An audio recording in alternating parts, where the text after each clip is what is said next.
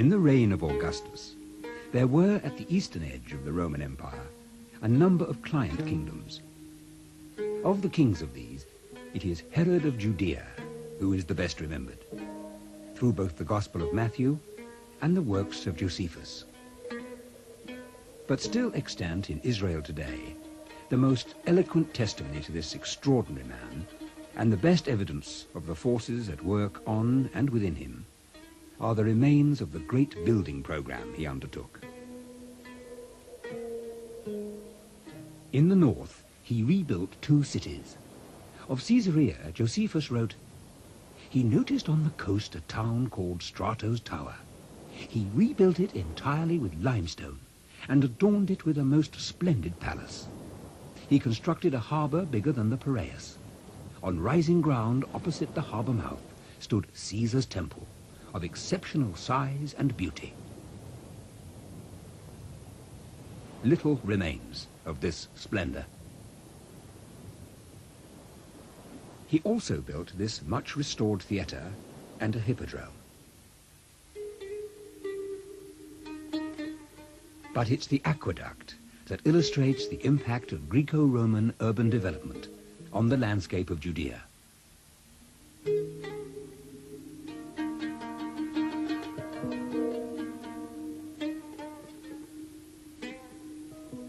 It is in fact a double aqueduct. The nearer arch is later, but the further arch is Herodian.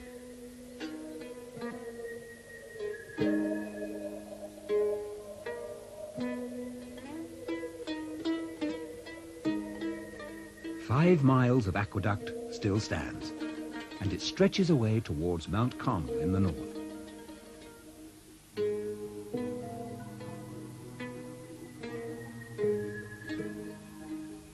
The other rebuilt city, Sebaste, was Samaria, the capital of the ancient northern kingdom of Israel, destroyed by the Assyrians in 721 BC. Herod renamed it from the Greek Sebastos, Augustus. Much of what we see is of later construction, but the round towers are Hellenistic, incorporated in the newer walls.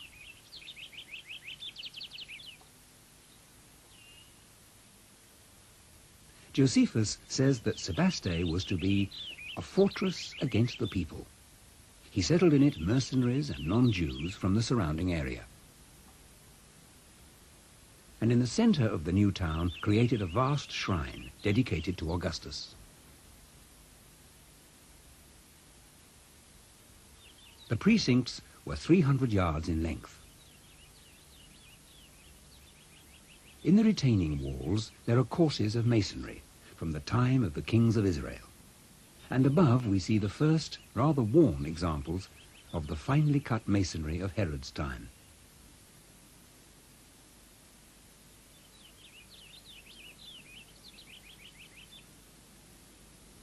Herod also allotted the settlers some land of excellent quality.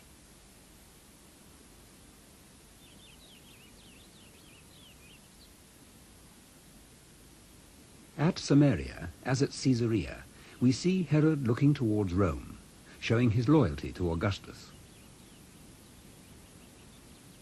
He was also creating cities with pagan temples and Greek constitutions, and providing himself with a reserve of Gentile manpower for internal security. In 2 places, Jerusalem and Hebron, Herod put his desire for prestige and glory to the service of the Jewish religion, to which his people had been converted some generations earlier. Nothing now remains of the temple itself, but we can see very clearly the huge platform Herod built. At the southern end is the grey dome of the Aqsa Mosque. On the center of the platform, on the site of the temple itself, is the Dome of the Rock. At the north end is the site of Herod's Antonia Tower, of which there are no definite remains. At the southeast corner is the pinnacle of the temple, from which, according to Christian tradition, James, the brother of Jesus, was thrown. Here we can clearly see the beautifully cut Herodian blocks. Above, the masonry is decayed, and above that is the inferior masonry of later builders. On top of this southern wall stood the magnificent two-story royal basilica, with its row of columns. Some of them were reused below.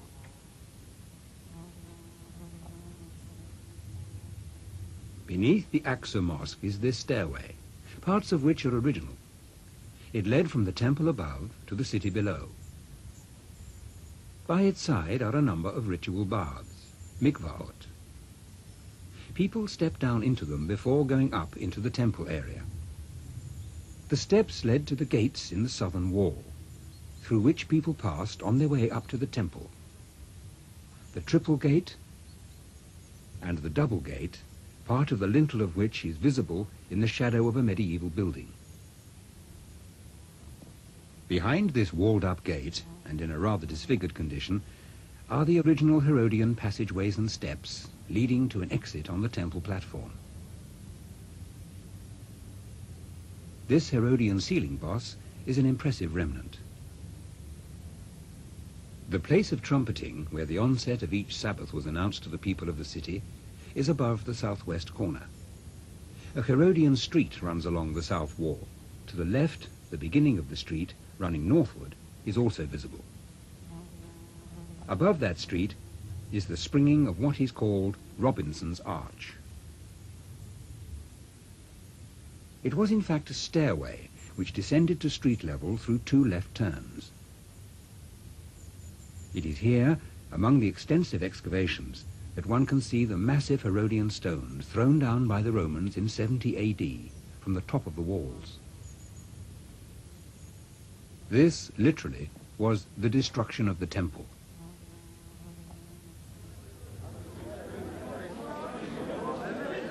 Since that calamitous event, Orthodox Jews have worshipped at a point northward on the western side, traditionally called the Wailing Wall, of which the lower 7 courses are Herodian. Because of its proximity to the site of the Holy of Holies, it's a place of special significance to the Jewish people. Beside the wall is a row of medieval arches which carry the causeway directly onto the temple court. Within, the largest arch is Herodian in its lower courses and springs directly from the western wall, and now serves as the ceiling of a synagogue. The later rebuilt upper section must follow the original arch very closely. Herod's temple and temple court and its enormous substructure rivaled in scale the grandest projects of Augustus himself, but only its base remains.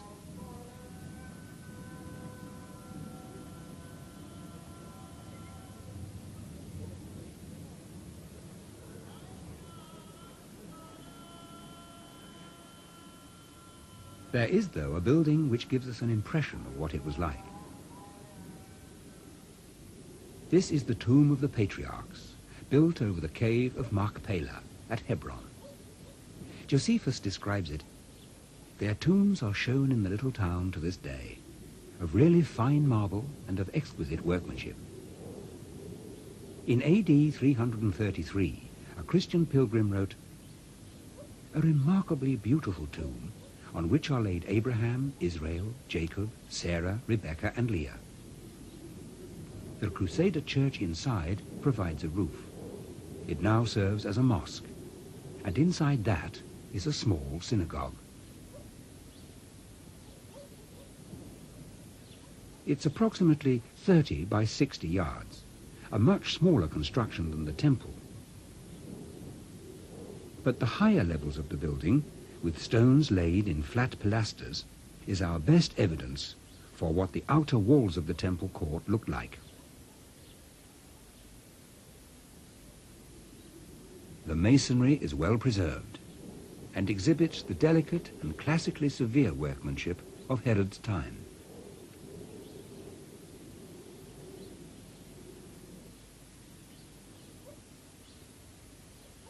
So far as we know, this tomb and the temple were Herod's only religious architecture.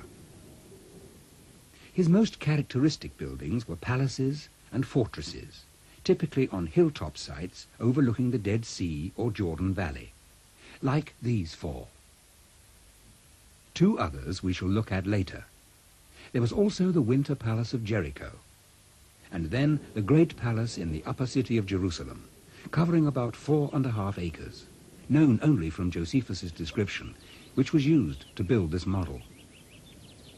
Its magnificence and equipment were unsurpassable, surrounded as it was on every side by a wall 45 feet high, with ornamental towers evenly spaced along it. The open spaces were all green lawns. It was everywhere plentifully adorned with bronze statues. Set into the city wall a little to the north were 3 towers, superior in size, beauty and strength to any in the whole world. This is the sole survivor. It conforms to Josephus's description, being solid at the base, with a vast cistern above, and with chambers above that. Like the others, it was both a fortress and a luxurious palace.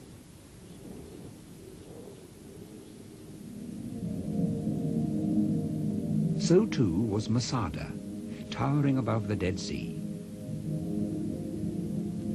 There was already a fortress here, built by Jonathan Maccabeus in the 2nd century BC, but it was entirely reconstructed by Herod as early as the 30s BC as a fortress against Cleopatra of Egypt, and also against the Jewish people.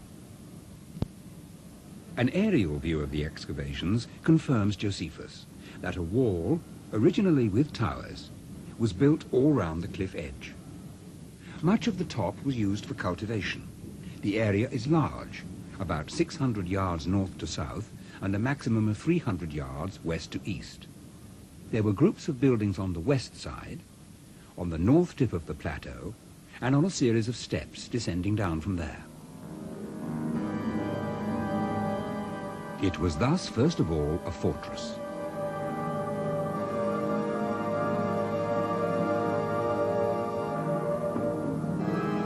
From below, from almost any angle, it appears totally impregnable. When it was occupied in the great Jewish revolt of AD 66 to AD 74 by the resistance group known as the Sicarii, they found stores of food laid down in Herod's time, and arms sufficient for 10,000 men. There is also a vast series of cisterns for collecting rainwater. This is one of the largest, near the south end of the plateau. It is hollowed out in the rock and reached by a long flight of steps. 2 further holes in the rock gave light and allowed more rainwater to flow in. But it wasn't just a functional military establishment. Here, among the buildings on the upper plateau of the northern palace, is a standard example of a Greco-Roman bathhouse.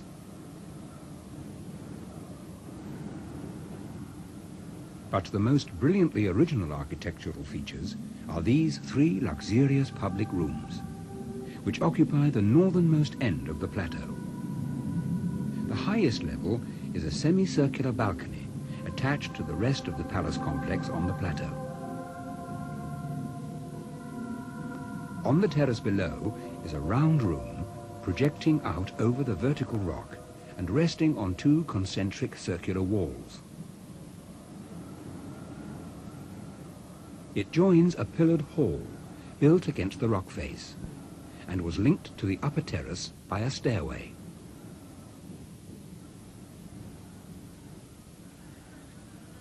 "45 feet below is a square terrace built out over the cliff on supporting walls. The central area was surrounded by a portico with columns. Here there is a particularly well-preserved decorative wall plaster on the rock face which formed the south side of the hall.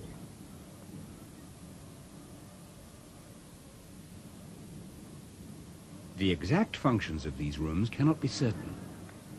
All that is obvious is that they were intended for pleasure, designed to take advantage of the view of the Dead Sea and eastward to the hills of Moab, and had no practical military purpose.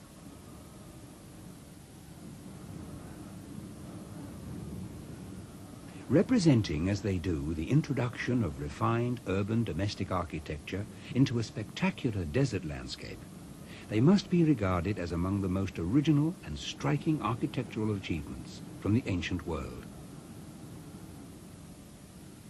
If Masada is much the best known of Herod's palaces, the last few years have seen the uncovering of remarkable palace buildings southwest of Jericho, not a hilltop site this time. These have the particular interest that it was here that Herod spent the last few days of his life, and here that he died in 4 BC.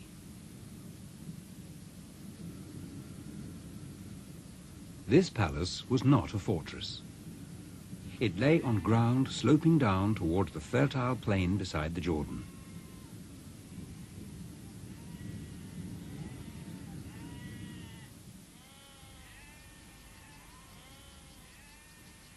According to Josephus, it was between Mount Kypros and the former palace of the Hasmonean kings that Herod built another palace on both banks of the Wadi Kelt, finer and better equipped for his periods of residence, and named 2 parts of it after Augustus and Agrippa.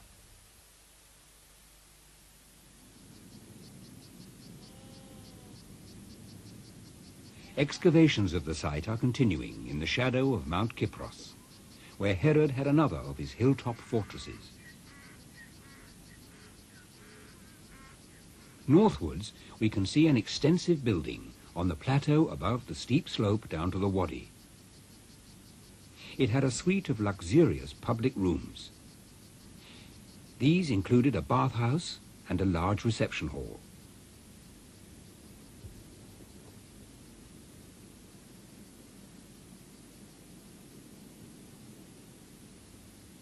This room had a particularly elaborate structure. There is some well-preserved opus reticulatum, the network pattern of bricks so characteristic of contemporary Rome.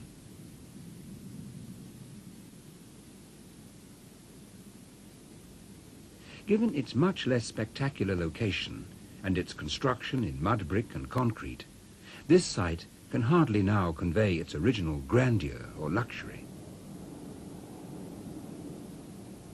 In order to imagine that, it may be well to remind ourselves of the reconstruction of the palace in Jerusalem, 2 parts of which were also named after Augustus and Agrippa. Nearby, at Tel es Samrat, there was a small mud brick theatre adjacent to an amphitheatre. The oval outline of the complex is visible in the paths of an Arab farm.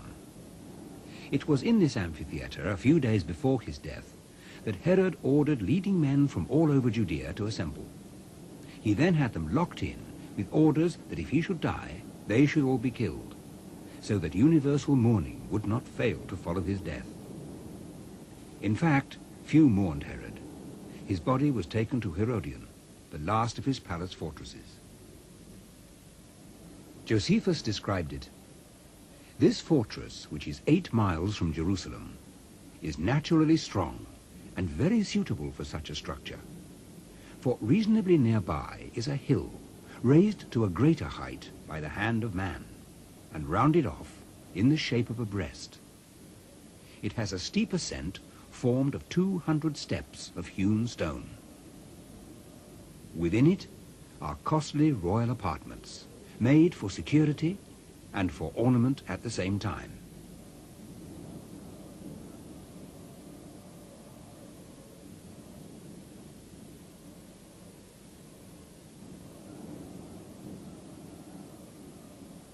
There were 4 towers on the perimeter surrounding the palace.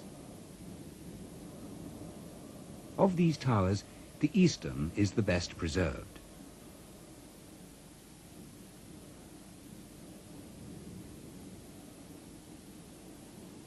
From the top, we look east over the Judean desert to the Dead Sea and the hills of Moab, and northeast almost to Bethlehem and Jerusalem.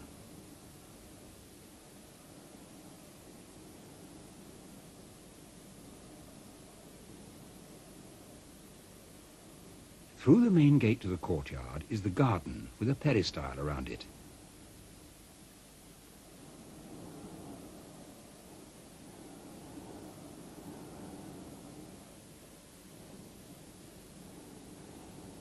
Beyond is the triclinium, or dining room, surrounded by smaller rooms.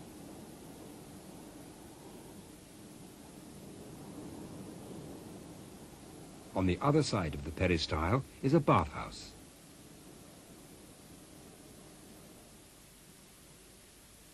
The tepidarium is well preserved.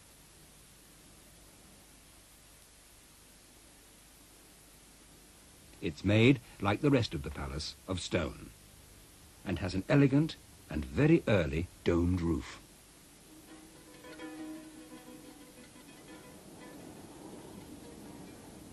There was also a lower city of considerable elegance. Round the base he built other royal apartments to accommodate his furniture and his friends, so that in its completeness the stronghold was a town, in its compactness a palace. When Herod died, the Jews held in the amphitheatre at Jericho were released. Josephus described the funeral procession. There was a solid gold bier adorned with precious stones and draped with the richest purple. On it lay the body wrapped in crimson. It was followed by his spearmen, the Thracian company, and his Germans and Gauls, all in full battle order. The rest of the army led the way, fully armed. The body was borne to Herodion, where it was buried. His golden coffin has never been found. Other questions about Herod's buildings remain unanswered. Where did he find his engineers and architects? How did he pay for his grandiose projects? What is clear is that they led to very little except Herod's self-glorification. In the Christian tradition, he is remembered only as the king who massacred the innocents, and the future of the Jewish people lay in quite other values from those of Herod.